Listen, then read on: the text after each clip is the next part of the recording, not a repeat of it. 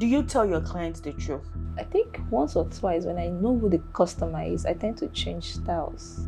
I tend to change styles. See, fashion designers, wherever you are, listen and listen good. Tell your clients the truth. They need to hear the truth. You know.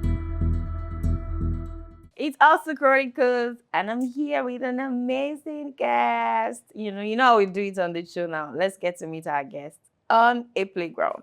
Hi. Hello. What's with the hello? I know you.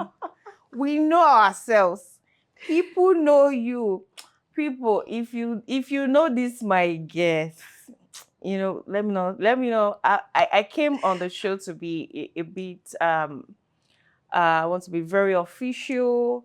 I want to be very nice. But you see, this my guest is now giving me another side of her that even the Agbero in me is not even accepted. This is anyway, normal. on a lighter note, I'll introduce my guest to you in a bit.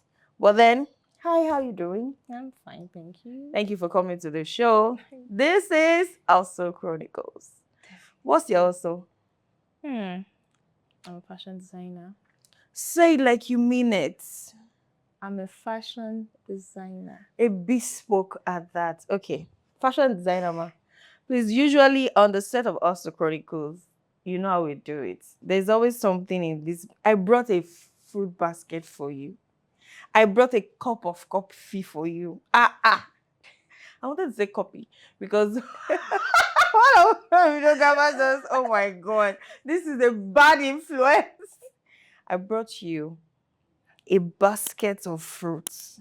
But inside these baskets, there are goodies. So you just need to pick one of these papers here and let's just see what we have there. While I sip my coffee, I wait for you to pick. I'm a nice girl. It's giving me the vibe of mini manimal. Well. Okay, thank you. Let me help you. Another guest on it again. Okay, you just answer this question. In fact, your question has front and back. Okay. The question one says, have you ever had to choose between love and your hustle? No. That was too direct. No. Why? Because I'm too principled to even select. You mean love doesn't matter to you? What is also a love? What is also beside love? Also, we stay in one place, and love too, we stay in one place. What do you mean? Love should support hustle. So you're saying that you've never had to, like, there was never a scenario where you had to choose between love and also this someone that do you know what love is? Have you ever been in love? I've never put myself in such a position to be with somebody that I would want a comparison between the two. Why are you sounding like the Bridgertons? Okay, I'm on this, I guess. I want to joke for you. Okay, secondly, would you collaborate with your ex if it means blowing up your brand? Well, I don't have an ex in the creative industry. So, lucky me. Let me tell you something. What are you nobody's saying? ex. Yeah, nobody's ex. Yes. Let me tell you, the world is the way the world is moving now. There's no how collaboration can come anyhow. What are you saying? But I'm nobody's ex. What do you mean you're nobody's so ex? I can collaborate with anybody, but not an ex because I don't have an ex. Do you mean what you're saying? Yeah. You don't have an ex, or you would not collaborate with your ex? Okay, I would, since it's professionally based, but I don't have an ex still. That means you're not principled. I put it to you, my guests, you are not principled. Let's just start the show.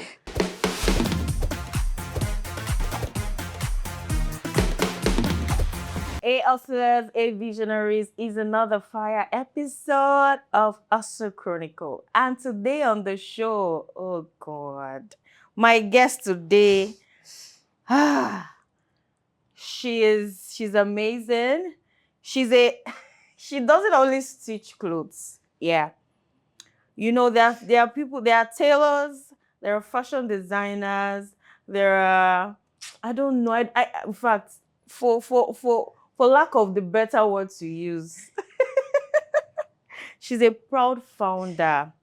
Like, she has so many accolades to her name, but let's keep it short. Let's make it just a fashion designer with spice, with sparkles. I present to you on this episode of Hustle Chronicles, Stitches and Crystal. That's the face, the owner, the convener of Stitches and Crystals Academy, the clinic. Oh my God, too much. Make welcome, Stella. Hi, hustlers. I founder. They say hi, hustlers. Hustlers, wherever you are. How you doing? I'm fine, thank you. How's business? How is it going? But wait.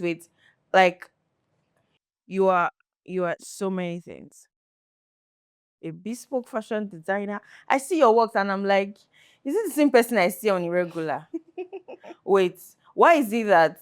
Let me just put it to you there. This question, thank God I'm the owner of this show. Anything I say cannot be used against me in any court of law. I said what I said. Okay. Why is it that it's so difficult for me to place you and your brand? Like, it takes someone to see you working to know that this person you are looking at is not the person you used to know. Tell us, how do you manage to cook all of that up? God. What is God? You people should stop this. No. How are you making your money is God? No, literally. What did God give you that you're using to make the money? God. How did God help you? In every way, actually. In what way? Give us five Okay. ways God has helped you. Purpose, vision, direction, Oh my God. guidance. Wow. Literally God. Literally. God. Literally. Are you whining me like right now? Okay, so tell us, how did this journey start? How did the journey into Stitches and Crystals? Before we talk about how the name come about, how did this journey of you discovering yourself in the fashion industry, playing around needle and thread and then the machine? Tell us a bit of the story. How did it all start? I was never a fashion person. Okay. Literally a tomboy. Like a proper football playing, sport loving tomboy. Yeah. So how did it happen? I lost my dad. Oh, you lost your dad? Yes. And then you discovered purpose? Or you lost your dad and discovered needle and thread? Okay. He was a fashion designer. Oh. So wow. I lost in November 2015. What year was this? 2015, November 27th. And I went to serve at Shokoto. I think I was going through a lot of financial crisis and I was missing him. Not because I come from an affluent family or anything like that. I just missed him because I was very close to him. Okay. Compared to the rest of my siblings. And I was like, this is 2 years now, because I said 2017. This is 2 years now, and I wanted to stay connected to him somewhat way. So I went to learn fashion. Wow. This is a real story. Wow, so wait. I'm trying to see. My mom is late. I'm trying to look at the connection I could, or something that I could have taken from my mom that I would have kept. Maybe in the course of the show, I will remember. Because you actually touched something in me. Meaning, like, okay, you wanted to stay connected to your dad every other day. So you felt like, okay, I need to go and learn how to sew. This brings the memories. Yes. So all along when he was in the business, were you part of the business? I was not interested. The only thing I actually ever did for him was he would wake me up probably at the wee hours of the morning to like do an iron stove for him or do something, but I was a book loving person. So you were not even I was, interested. I had zilch, like zero interest whatsoever.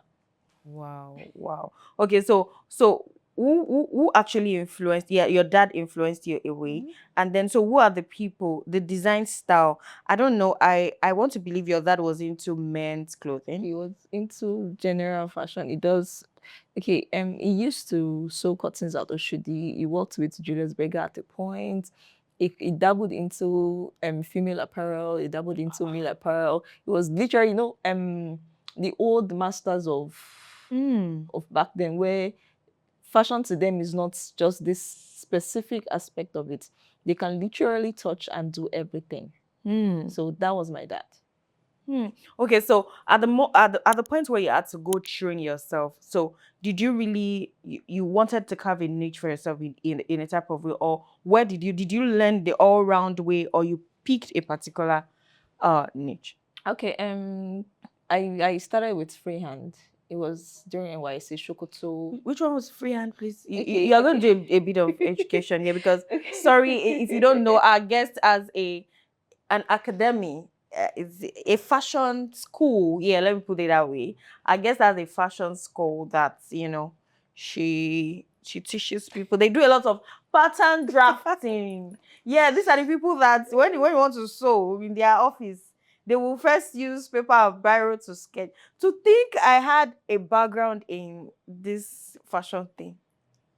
Did you Don't worry. Us last, I will come back and share my own story. But today is about stitches and crystals. Okay, so continue. So which part did you actually tend towards when you were I'm learning? a very curious person by nature, so I never confined myself to a box.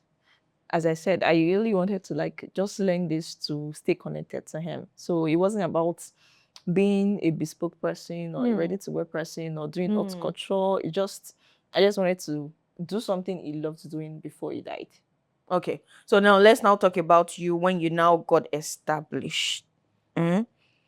What were the challenges you faced when you wanted to stay on your own, when you wanted to, build your own brand, your big break, your failures? Let's just talk about it. Okay, so I learned 2017. I came back 2018.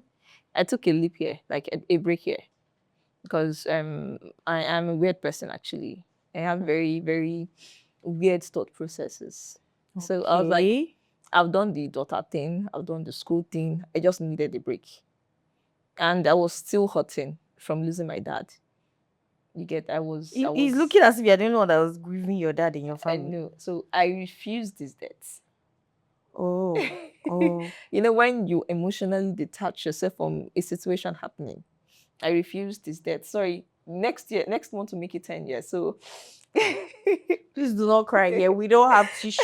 Please, please don't do that, please. I know.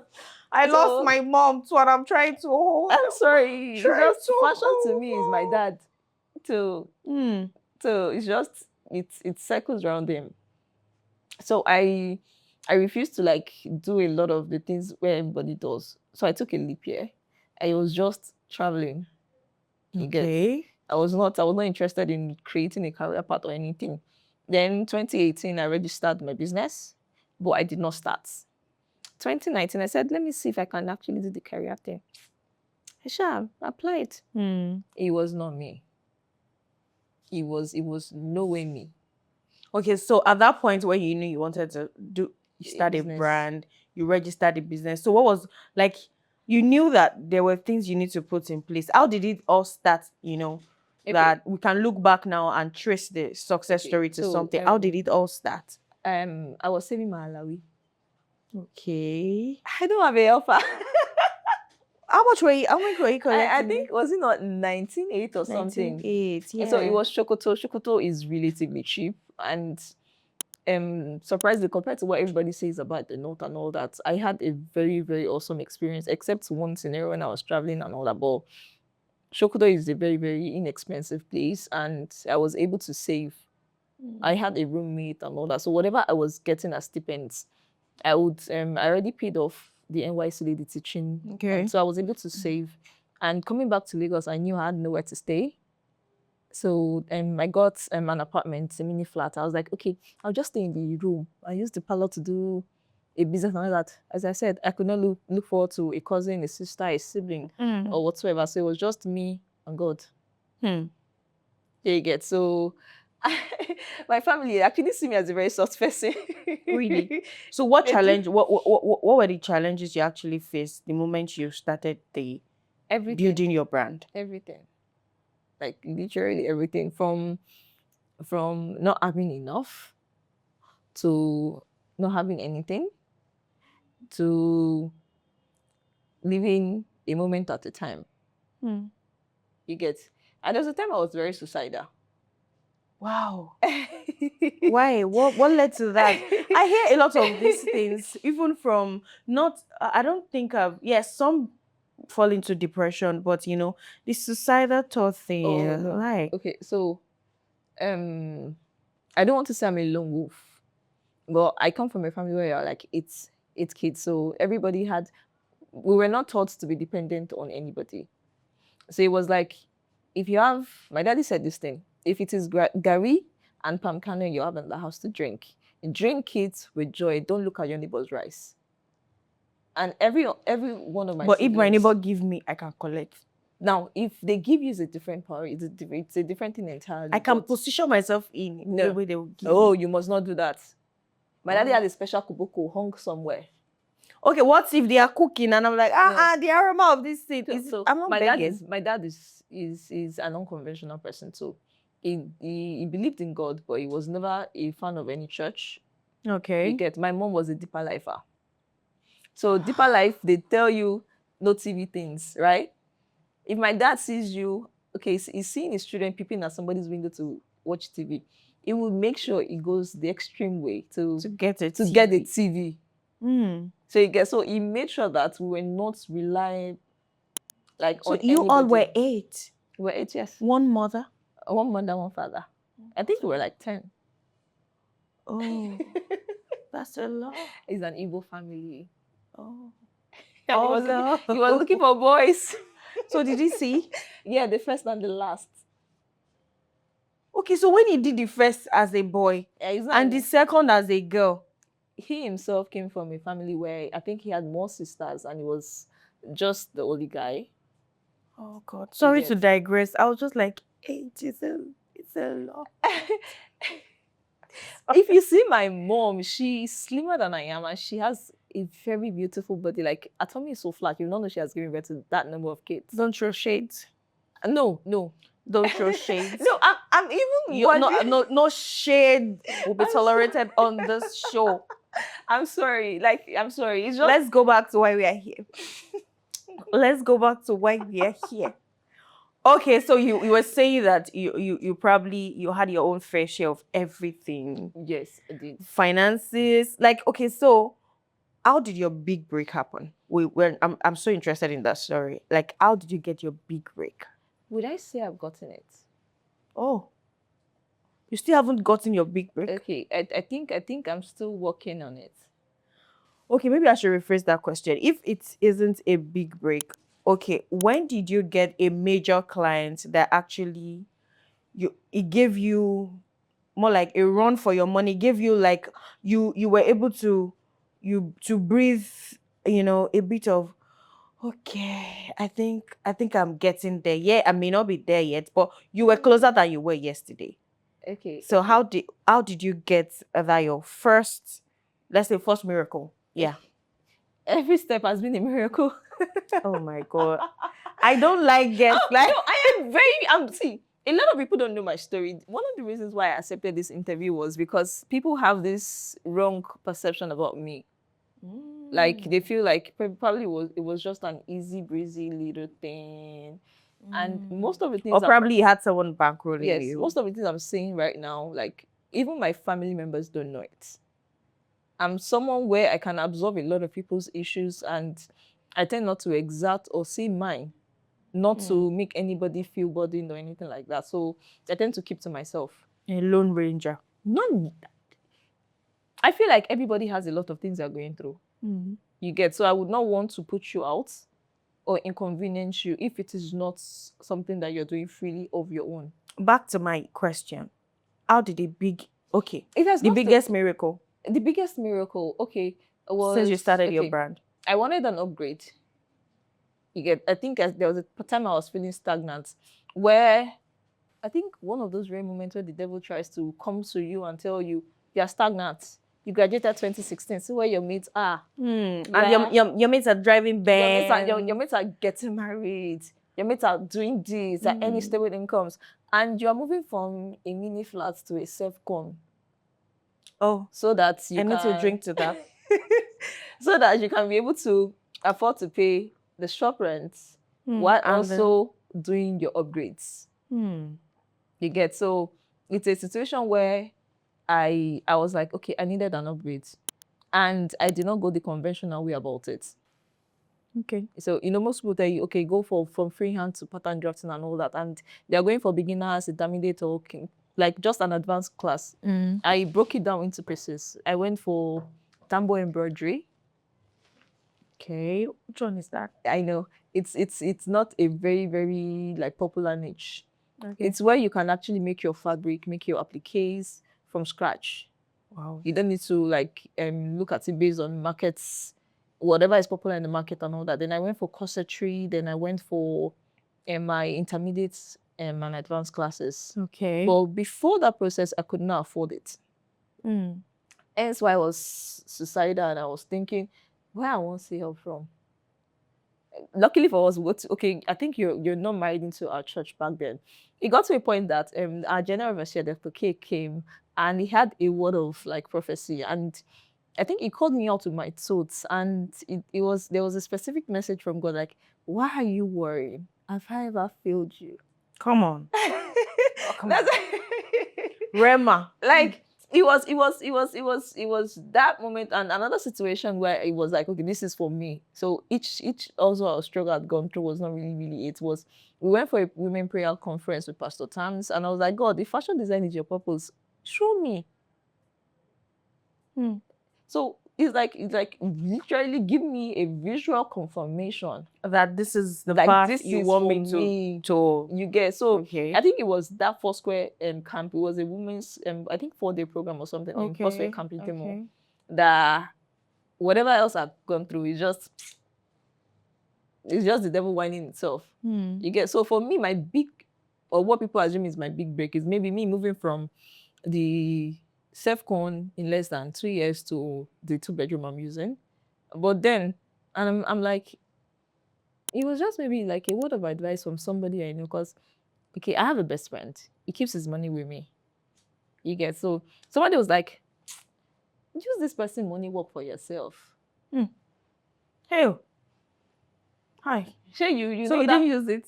Oh, my sister, my heart was out of my chest. It was one of the biggest risks I'd ever taken. You took it? I did. The guy did not know I took his money. The guy might be watching this interview. Oh, he would definitely do. He's still my best friend till now. Wow. So you know when you have that level of trust from somebody, and I took it and I worked like a dog to return it before he found out. Okay, so maybe that's all of this story, like it's a lot of story in one body.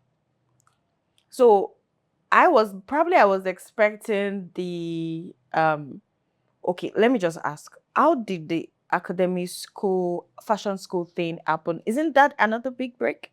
It is. I've always been a teacher. Weird thing. Really? Okay, so I'll come back from school.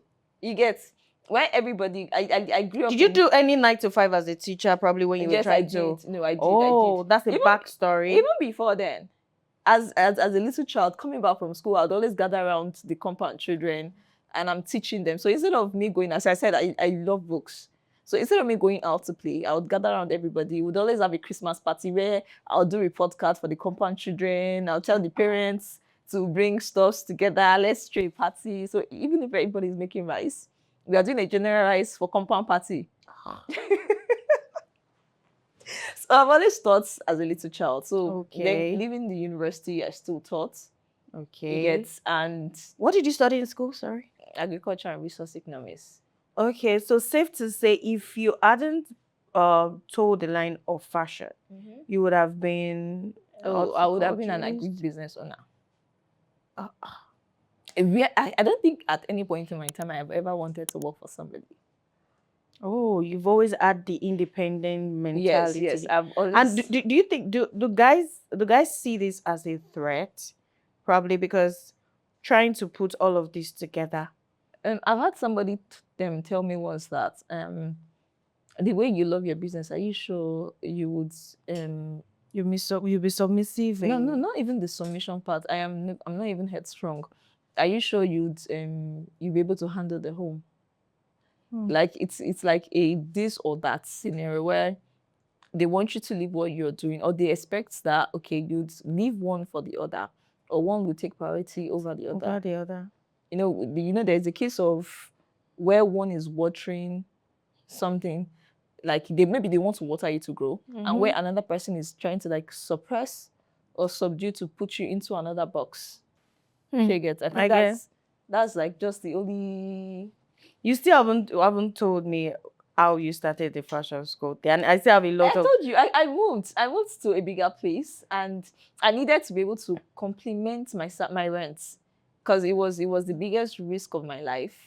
you now started a school. Okay, I started the school. The school has always been an idea, because I think one of the visions of my brand is impartation. I want to impact. And because I've always had the opportunity of having people help me along the way. From primary school, I've had godmothers buying me school uniform, buying me stockings. So I've always wanted to like give out. And one of my upgrades was as a result of a friend referring me to the page. So I got scholarships. So I've always wanted to like impact in one way or the other. So how's the fashion school been going? Ooh, there's the ups and there's the down. And in the But ups it's aspect, still running. definitely. But right now, I'm not even taking a new set for the rest of this year, because I'm overwhelmed. Ha! I'm over and Also, no, I'm overwhelmed in the sense that people tell me diversify, get people to work for you. I'm like, I'm doing that. You get, but so you have a team of people that you run your brand yes, together. You're yes. not running a solo brand. No, I run a solo brand, but I obviously have employees. Okay. You get, but when it comes to the school, I like to handle it myself. Okay, let's talk about your hustle. What's one thing people misunderstand about running a fashion business? I want you to touch on. If you capital money is everything. But it's not everything. It's well, if you don't know anything about fashion, don't open it. Don't start it. What if I just have the idea? There are some people that they have they For have the for ideas a in ready to their wear head. brand, for a ready to wear brand, yes. If you have money to squander, Why call it squander? okay. Would you make a bond when you don't know what constitutes a bond? I have the idea of a bun. No. Okay, most people know maybe flour, sugar, and all that. But if you don't know flour and sugar makes a bun, would you say you want to make a Yeah, I bun? can research into what makes up a bun. Now, How long it takes to there's make a a bun. theoretical knowledge and there's a practical experience knowledge. Are you trying to say a lot of people running fashion, business right now don't, they are doing more of the theoretical part? Okay, no. I would not want to say that. Why I made that statement was because if you do not have an experience of doing something, if you don't have practical experience or knowledge of it, you are left at the mercy of people you outsource it to do it for you. And then because you are inexperienced, whatever they tell you goes. You don't get a say. You're just left to their own ideas, their own pictures, and their own political control, not yours. Have you gotten any negative comments since you? And how did he break you? Did he mar you? Like how did he? Negative comment. Okay, I did a little shoots for the first time this year. Not like the first time, because there was a time 2019, 2020, I did a ready to wear shoot. But this time I wanted like a minimalistic, Okay. low budget bridal shoot, and it was under 1 month. Mm. You get, and I had a comment from somebody I know that said, "Oh yeah, kò jáde tán." Like you're supposed to go all out. That like they expected more. You get, And they got less. and they feel what they got was lesser than what I can offer because they think I should be able to do more. Okay. You get, I think that broke me. Okay. And not because it was criticism, it was because Did you understand the rationale behind it? yes, You wanted a minimalistic. and they never understood, like they never waited to ask me Why okay, you did this? why I did that. There was no word of compliments before the rhetoric, before the oh yeah, kò jáde tán. So, but what was on the flip side? What was the best comment you've ever had from person? How do people, when they see your work, see your brand, what do they say? The best, I think it's not just one moment. It's every time I see a smile when a client walks out of my space after getting the outfit, or every time somebody that has no knowledge about fashion comes into my school and is well grounded in the proper fashion foundation. You're a proud teacher. Okay, the one thing I tell my students is forget the risk. Look into the detail. Everybody can do beadwork. Everybody can do the extras. You get, look into a very clean foundation, a very solid base to build whatever you want to build on. You get, so when you're coming, you would not go to my school page and see gang. No. You see the basics. You will see the basics. And if I show you what a student of mine can do in 1 year, you would think, okay, they've been at it for a long time. Except for a time when, you know how people can be multi proud. You get like shoulder pad, I can do it. And they forget that of the day, me, I'm your boss. I am still making like crazy research. I would not spend an exorbitant amount of money on doing brand shoots or photo shoot every 2 minutes because I'm busy. Oh. I'm very busy. You're very busy. And I have an OCD for always cross-checking. Wow. You will not work for me and I will not do quality control personally. Wow, I'm trying to learn how to remove it. You get, but it's so difficult. There's some people like that actually. They feel like if I don't do it myself, it doesn't feel like it's. If I don't, and they tell me Ojuaje. They say Ojuaje. I'll be catch it. If I'm telling you use a 0.5 inch allowance on something and you're using 0.375, I was like, it's not complete. I don't think I can train under you. You would actually find it very interesting because you will get getting that perfection at the end of it is actually very exhilarating. I feel like the reason I'm not a successful fashion designer is because I lack patience. Oh no. Orientation, I'll ask you, are you patient? No. Even in my family house, they know that I'm patient deficient. I'm not a patient person. You are. It's not, well, I don't know, but are you not a mother? Are you not patient? I'm trying to. No, you are I don't think I can. Maybe I feel like there's some things I can do that I feel like maybe I can put patience in this. But there are some that I feel like no. So you know yourself, you know what you can handle. You know what you can do. You know your strength. You know your weakness. So why not? I try to. I don't think I can. I see some of your works, and I'm like, how long did it take? I don't have that time to sit on one. No, that's why I told myself one time. I was speaking with my husband one time. I said I don't mind going back into fashion, but I want to do strictly men. The time it would take me to make a guy's up and down, I did a lot of that. In like 2 hours, I'm done sewing an agbada. True. But I'm still corseting. I'm still trying to put corsets. I'm still trying to put the proper bra. I'm still trying to put then they come back and wear the clothes and they'll be like, "Ma, you did not get it." I can slap. I'm sorry. I can give. No, that's the difference between Especially when you pattern don't know the drafting time and like freehand. to. No, that's the difference between pattern Can't. drafting and freehand. If I show you my pattern, There's a lot of complexity in a female wear. True, but We want to impute a butt pad inside a dress. There was a lot of beauty. We want a lot of beauty. The beauty, they know, see, the best beauty is comfort. Like, you have to be comfortable.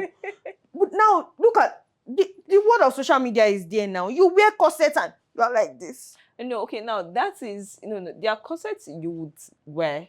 Okay, okay, let me make something clear.